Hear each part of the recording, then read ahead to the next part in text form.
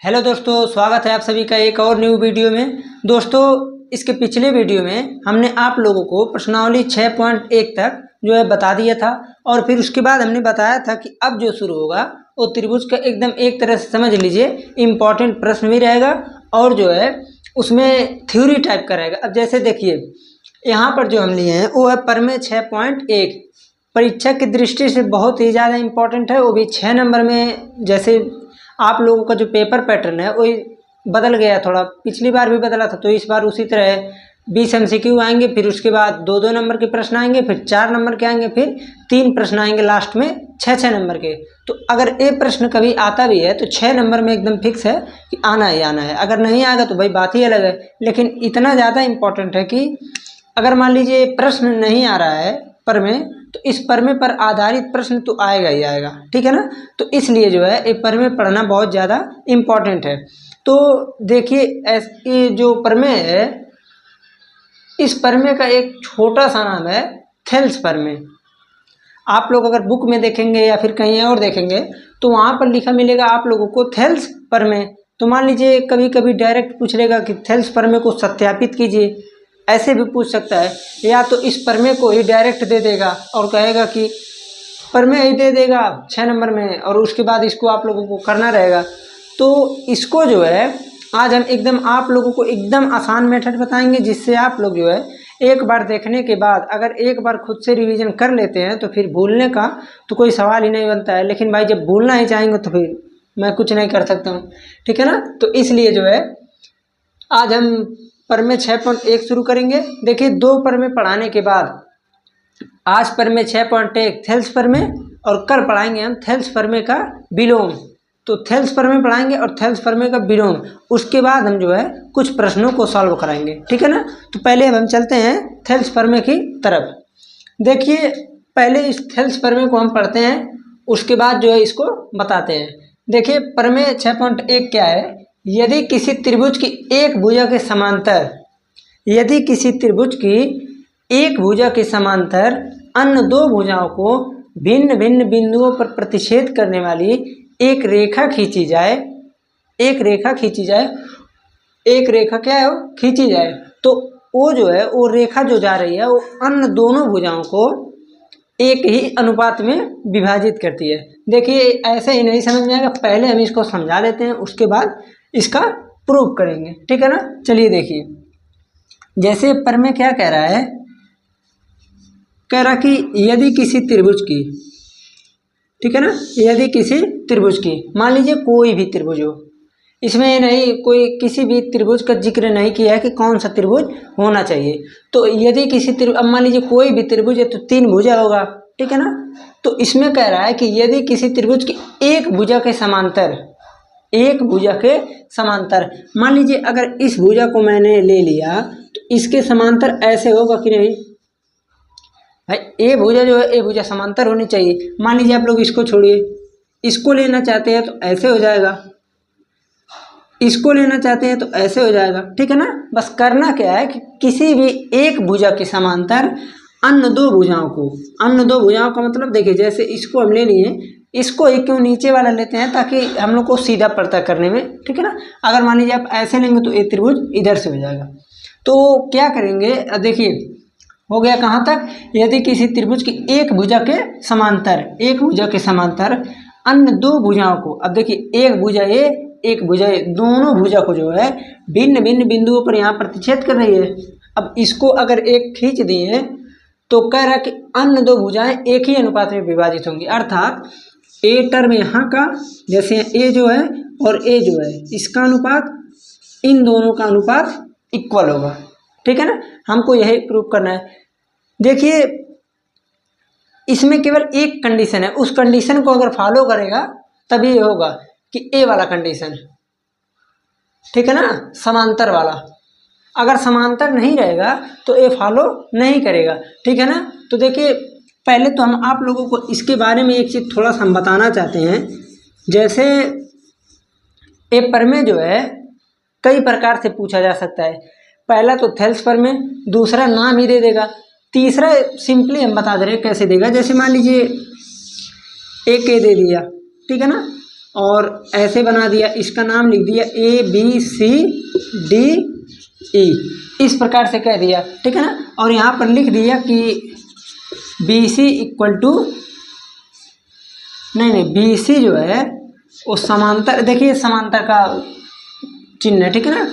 BC समांतर क्या है DE, तो लिख देगा प्रूव कीजिए, प्रूव डेट, यहाँ से कह देगा देखिए AD अपान DB और इक्वल हो जाएगा AE अपान EC, ठीक है ना। अगर A कह दिया तो AB थेल्स पर में ही है। मैंने क्या बोला कि थेल्स पर में जो है वो किसी एक भुजा के समांतर अगर रेखा हो रही है और अगर ये चीज अनुपात सेम है, देखिए इसका अनुपात इसका अनुपात सेम है ना, तो वही हमको क्या करना है, यही थेल्स पर में है, ठीक है ना। अब चलिए हम इसके प्रूफ पर चलते हैं। तो देखिए इसका प्रूफ जो है ज़्यादा कठिन नहीं है, बस आप लोग के समझने के ऊपर डिपेंड करता है कि आप लोग समझते किस प्रकार है।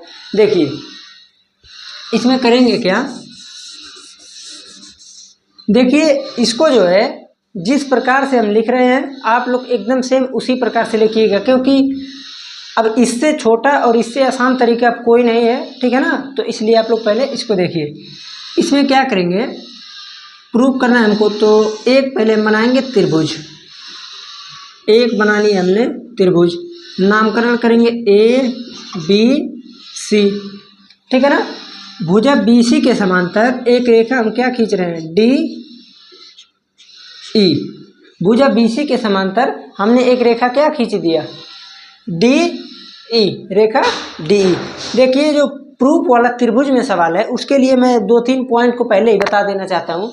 जैसे जो त्रिभुज का सवाल है उसमें सबसे पहले हमें क्या करना पड़ता है, जो चीज़ दिया है, जैसे दिया क्या है कि त्रिभुज ABC है, ठीक है ना, और भुजा BC के समांतर एक रेखा DE खींचा हुआ है, तो ये चीज़ दिया है तो ये चीज़ पहले हम दिया वाला लिख लेंगे। फिर उसके बाद हमें इसमें जो अगर कुछ हम रचना करते हैं अपने पास से तो उसको लिखना पड़ता है, ठीक है ना, और फिर प्रूफ क्या करना उसको लिखना पड़ता है, ठीक है ना। इन सब चीज़ों को ध्यान दीजिएगा, ठीक है ना। उसके बाद जो है इसके आगे हम लिखेंगे। तो पहला हम इसमें सिंपली क्या लिखेंगे, पहले यहाँ लिखेंगे दिया है, सिंपली दिया है। देखिए अब इसमें दिया क्या है कि कोई भी त्रिभुज है, ठीक है ना, कोई भी त्रिभुज है और एक भुजा के समांतर अन्य दो भुजाओं को खींचा गया है। तो हम इसमें लिख देते हैं सिंपली, देखिए त्रिभुज ABC में त्रिभुज ABC में भुजा BC के समांतर, भुजा BC के समांतर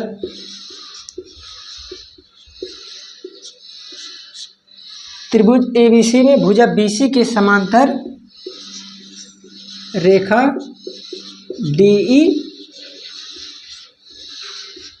खींचा, DE क्या किया, खींचा, जो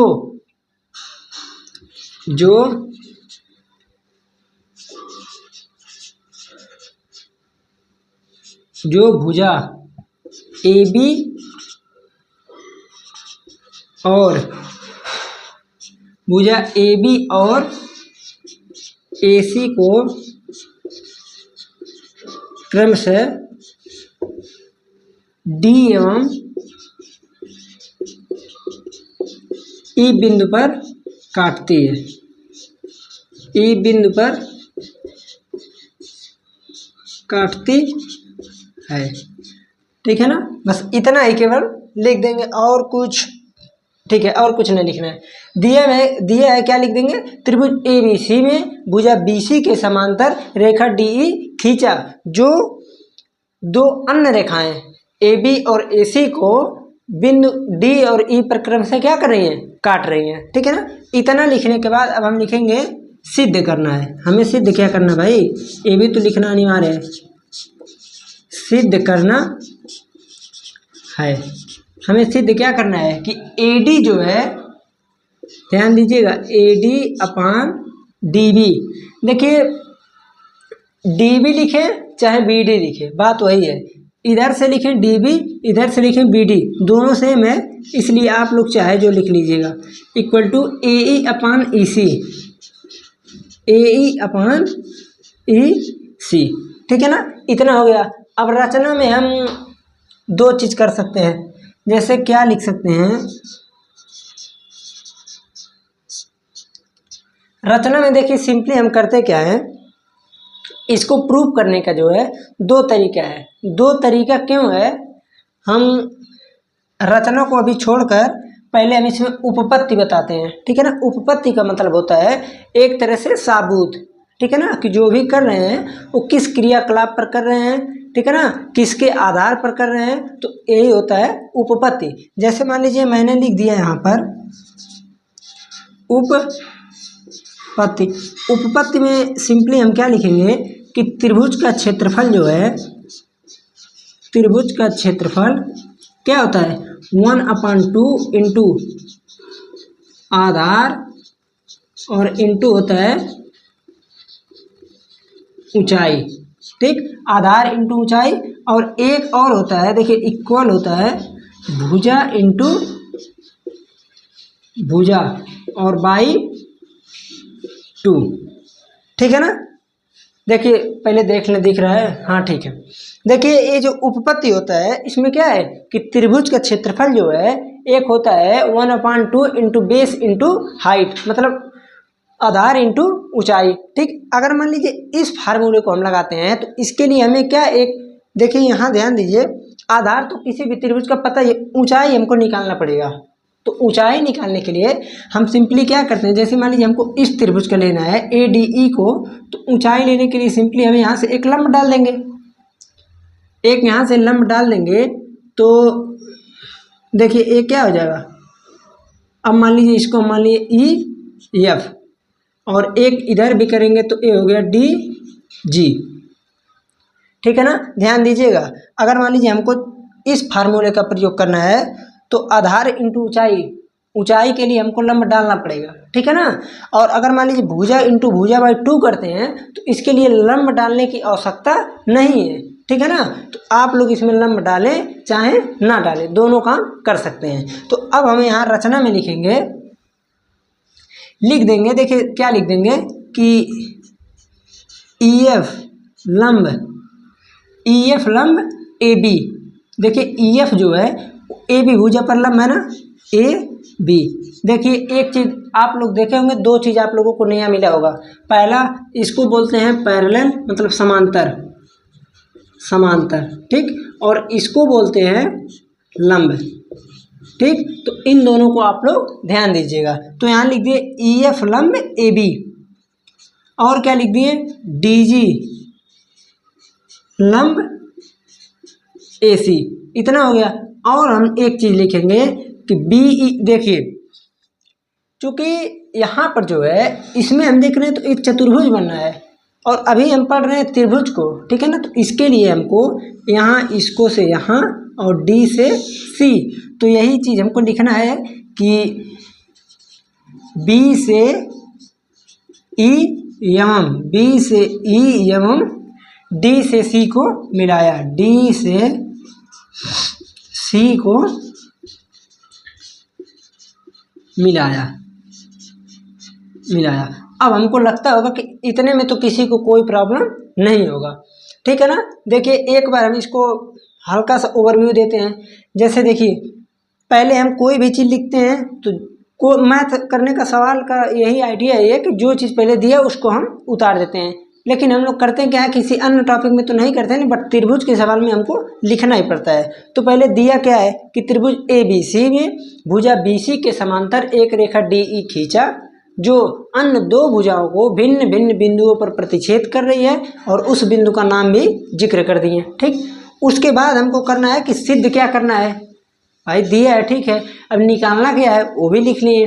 अब उसके बाद हमको चाहिए उपपत्ति। उपपत्ति का मतलब होता है साबूत एक तरह से। अब देखिए यहाँ से आप लोग देखे होंगे कि दो तरीका है आप लोगों के पास, चाहे इसको फॉलो कीजिए चाहे इसको, दोनों तरीके में से हम एक तरीके को सिंपली बताएंगे, ठीक। और यहाँ पर रचना में क्या किए, यहाँ से लंब परपेंडिकुलर, देखिए यहाँ भी 90 डिग्री, यहाँ भी 90 डिग्री, इधर भी, ठीक है ना। तो आप लोग इसको ध्यान दीजिएगा। और एक चीज़ और ध्यान दीजिए, इतना ठीक है। अब परमेय 6.1 जो है, ठीक है ना, परमेय 6.1 इसको और उसके बाद इधर के साइड को हम एक बार हल्का सा मिटाना चाहते हैं, तो इसलिए आप लोग स्क्रीनशॉट ले सकते हैं, ठीक हो गया होगा। तो चलिए अब हम इसमें आगे बढ़ते हैं। अब हम चलते हैं आगे। जैसे हमने अभी तक क्या देख लिया इसमें कि इस त्रिभुज में जो चीज़ दिया है उसको लिख लिए, जो प्रूव करना है उसको लिख लिए, और हमको एक जो उत्पत्ति था उसको लिख लिए और रचना लिख लिए। अब हम सिंपली पढ़ेंगे अपने अगले चरण पर। लेकिन अगले चरण पर चलने से पहले हम आप लोगों को एक चीज़ और बता देना चाहते हैं। जैसे इसमें होता क्या है, मान लीजिए हमको इधर की साइड और इसकी साइड हमको जो प्रूव करना हम यहाँ लिख देते हैं। जैसे हमको प्रूव करना है कि AD अपान BB और इक्वल टू होता है AE अपान EC। एक चीज हमको प्रूव करना है। अब आप लोग देख रहे होंगे कि यहाँ पर AD यहाँ पर है और BD या DB यहाँ पर है। तो इसके लिए हमको एक बार इस त्रिभुज का क्षेत्रफल को भी इधर से लेना पड़ेगा, ठीक है ना, और एक बार इधर से लेना पड़ेगा इस त्रिभुज का क्षेत्रफल। आप लोग जो है ध्यान दीजिएगा कि हम मार्कर को चला कहाँ पर रहे हैं इसमें, ठीक है ना, क्योंकि देखिए बहुत ज़्यादा लाइन बन गया है। तो हम सिंपली क्या करेंगे, हमको 4 बार क्षेत्रफल निकालना पड़ेगा। एक बार AD के लिए इधर से, और उसके बाद जब DB के लिए आएंगे तो इधर निकालना पड़ेगा, और AE के लिए इधर से, EC के लिए इधर से, ठीक है ना। लेकिन हम करेंगे क्या, हम 4 बार नहीं निकालेंगे, हम ओनली 2 बार निकालेंगे। कैसे निकालेंगे, देखिए हम डायरेक्ट अनुपात ले लेंगे। जैसे कौन सा अनुपात होगा, ध्यान दीजिए। जैसे मैंने लिख लिया एरिया। देखिए मैथमेटिक्स में एरिया लिखने के लिए हम सिंपली AR लिख देते हैं, एरिया ऑफ त्रिभुज ADE, ठीक, और यहाँ अपान हो जाएगा एरिया ऑफ त्रिभुज BDE। अब आप लोग यहाँ पर थोड़ा सा ध्यान दीजिएगा। देखिए मैंने बोला एरिया ऑफ त्रिभुज ADE। देखिए ADE यहाँ से शुरू हुआ है और हमको इस त्रिभुज का क्षेत्रफल निकालना है। क्योंकि अब आप लोगों के पास 2 तरीका है, या तो आप 1/2 इंटू बेस इंटू हाइट का फार्मूला लगाएं, ओके, और या तो आप दूसरा फार्मूला भुजा गुणे भुजा बाई 2 लगाएं। तो यहाँ पर जो सिंपली आप लोग भुजा बाई भुजा लगाएंगे तो सिंपल आसान पड़ेगा। क्यों आसान पड़ेगा, अभी हम वो भी बता देंगे, ठीक है ना। पहले हम चलते हैं यहाँ पर। तो इसमें हम देखिए लेंगे कौन सा भुजा, AD, भुजा गुणे भुजा बाई 2 करेंगे तो देखिए आएगा क्या, AD इंटू, अब देखिए एक भुजा इधर का ध्यान दीजिएगा, एक भुजा हम AD ले लिए, त्रिभुज में 3 ही भुजा होता है। एक इधर का लेने के लिए हमको उधर से क्षेत्रफल लेना पड़ेगा तो A ही निकलेगा।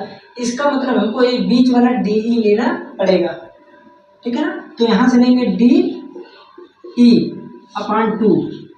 ये तो होता है भुजा गुणे भुजा बाई 2। ऊपर वाले का हो गया, नीचे वाले का जब निकालेंगे तो सिंपली वही काम। देखिए DB इंटू एक भुजा हो गया, दूसरा DE होगा, DE बाई 2। अब देखिए एक चीज और आप लोगों को बता दें कि यहाँ पर हमने DE को ही क्यों, अब देखिए DE यहाँ पर अगर वैनिश नहीं रहेगा तो कटेगा ही नहीं, और जब नहीं कटेगा तो प्रूव भी नहीं होगा। इसलिए जो है DE को इसमें वैनिश किए हैं। ये तो हो गया पहला, जब भुजा बाई भुजा से हम बता दिए, ठीक। अब यहाँ से तो भाई सिंपली काट देंगे, वो तो सब कर ही लोगे आप लोग। तो यहाँ से आएगा AD अपान DB, समीकरण नंबर 1।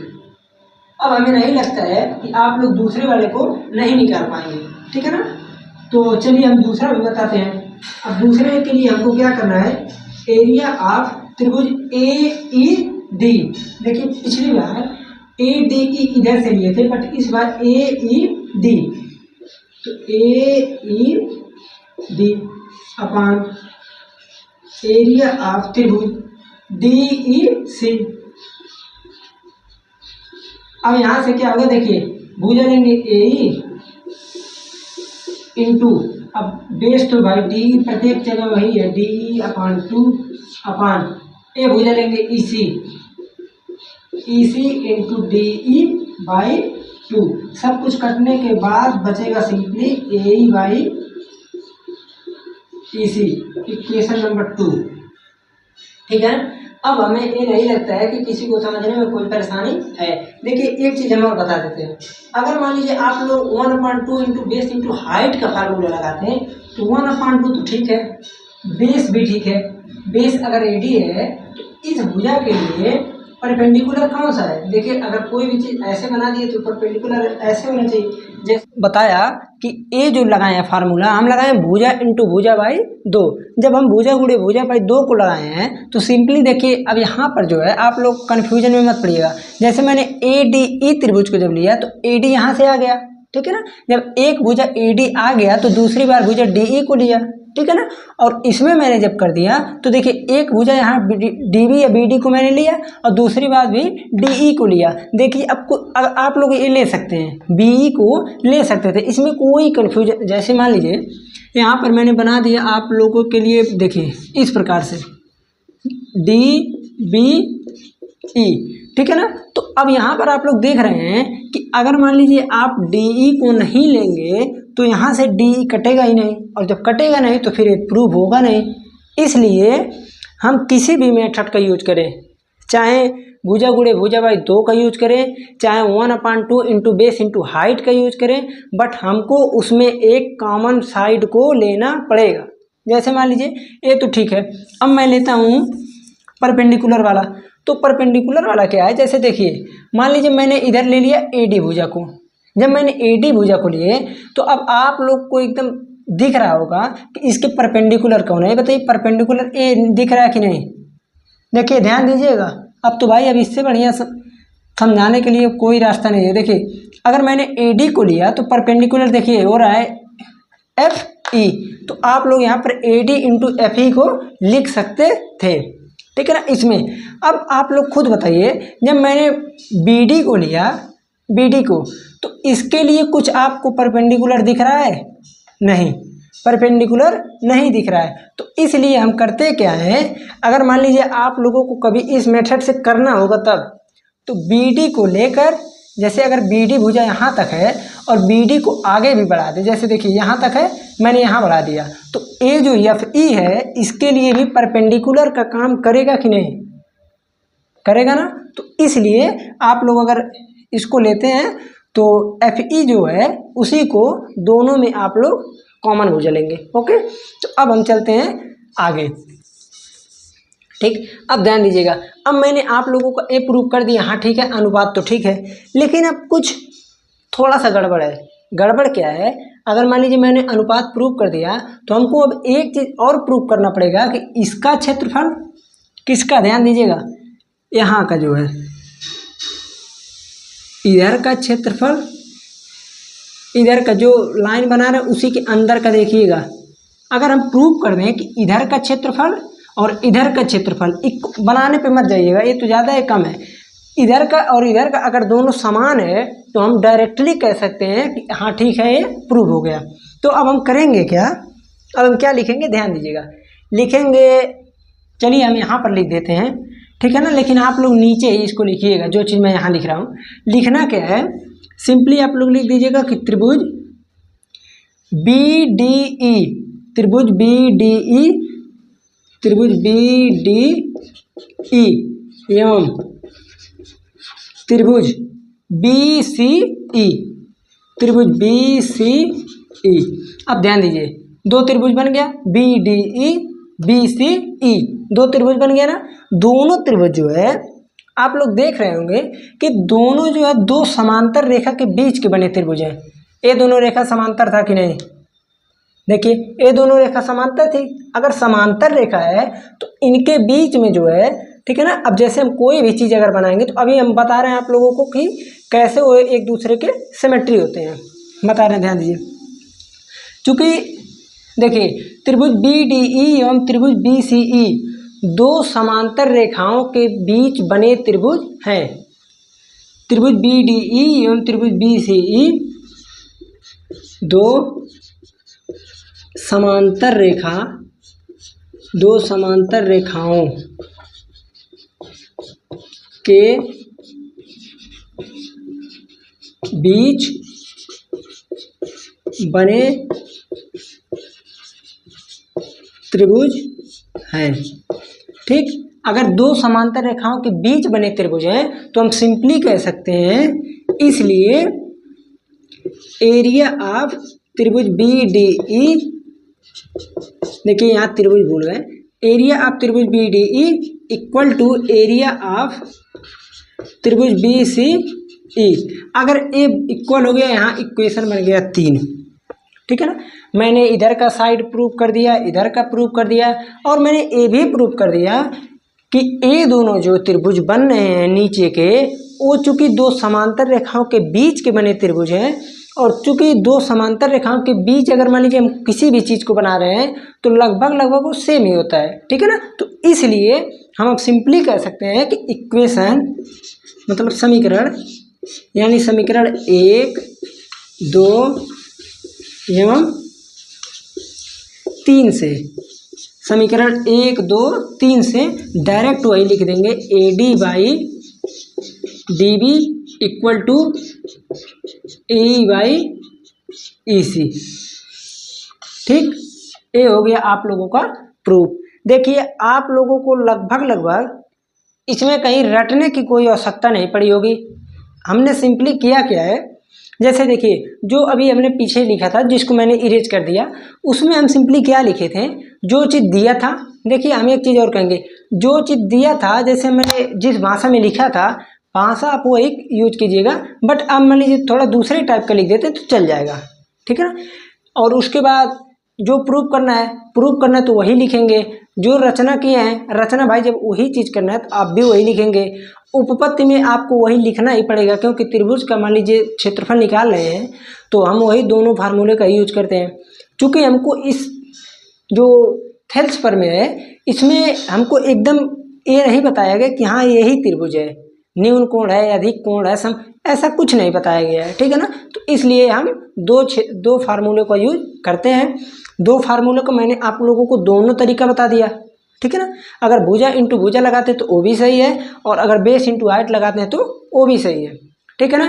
देखिए ये जो है थेल्स प्रमेय, ये बहुत ज़्यादा इंपॉर्टेंट है। अब कल मैं आप लोगों को बताऊंगा थेल्स प्रमेय का विलोम। ठीक, आप लोगों को पढ़ने में जैसा भी लगा हो, ठीक है ना, आप लोग कमेंट में ज़रूर बताएं। और अगर इस चैनल पर पहली बार आए तो चैनल को सब्सक्राइब जरूर कीजिए, और अपने दोस्तों के साथ भी शेयर जरूर कीजिए, ठीक है ना। और देखिए एक चीज़ सबसे खास बात, आप लोगों को लगभग हाफ ईयरली का एग्ज़ाम सभी लोगों को आने वाला होगा, तो इसलिए जो है अब हम एक हाफ ईयरली का मैराथन क्लास लाएंगे, जिसमें अब लगभग 14 चैप्टर आप लोगों को पढ़ना है, तो 7 चैप्टर का उसमें लगभग इम्पॉर्टेंट प्रश्नों को कराएंगे।